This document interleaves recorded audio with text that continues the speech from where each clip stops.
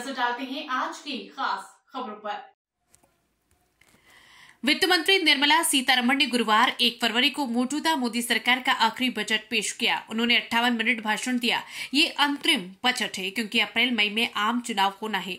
नई सरकार बनने के बाद पूर्ण बजट जुलाई में पेश होने की उम्मीद है। वित्त मंत्री सीतारमण के कार्यकाल का ये छठा बजट है। वित्त मंत्री ने कहा कि हमने अंतरिम बजट की परंपरा को जारी रखा। यही वजह है कि सरकार ने किसी तरह की घोषणा करने से परहेज किया। हालांकि अंतरिम बजट में 4 सेक्टर्स पर फोकस रहा। सरकार ने आम आदमी को इस बार इनकम टैक्स में कोई राहत नहीं दी। टैक्स स्लैब में कोई बदलाव नहीं किया।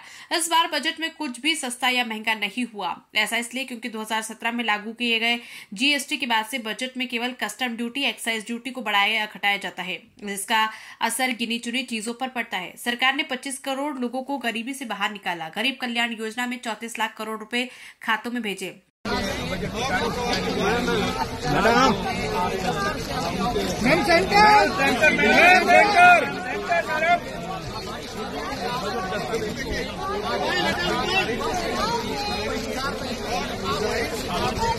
करीब 1 करोड़ महिलाएं लखपति दीदी बनी। अब 3 करोड़ लखपति दीदी बनाने का लक्ष्य है। स्किल इंडिया मिशन के तहत 1.4 करोड़ युवाओं को ट्रेन और 54 लाख लोगों को दोबारा से सिखाया गया। 3000 नई आईटीआई बनाई गई। उच्च शिक्षा के लिए आईआईटी 7, 16 आईआईटी, आईआईएम और 15 एआईआईएमएस और 390 यूनिवर्सिटी स्थापित की।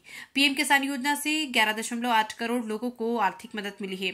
पीएम नरेंद्र मोदी ने कहा कि ये बजट विकसित भारत के युवा, गरीब, महिला और किसान पर आधारित है। ये देश के निर्माण का बजट है। इसमें 2047 के भारत की नींव को मजबूत करने की गारंटी है।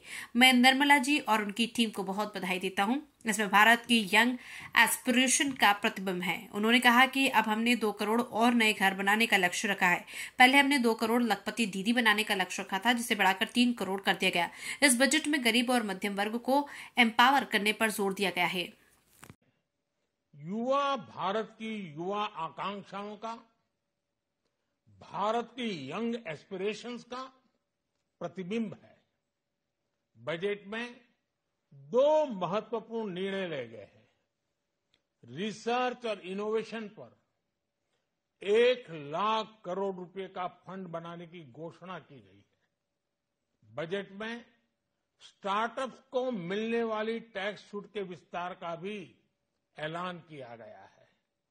साथियों, इस बजट में फिस्कल डेफिसिट को नियंत्रण में रखते हुए कैपिटल एक्सपेंडिचर को 11,11,111 करोड़ रुपए की ऐतिहासिक ऊंचाई दी गई है।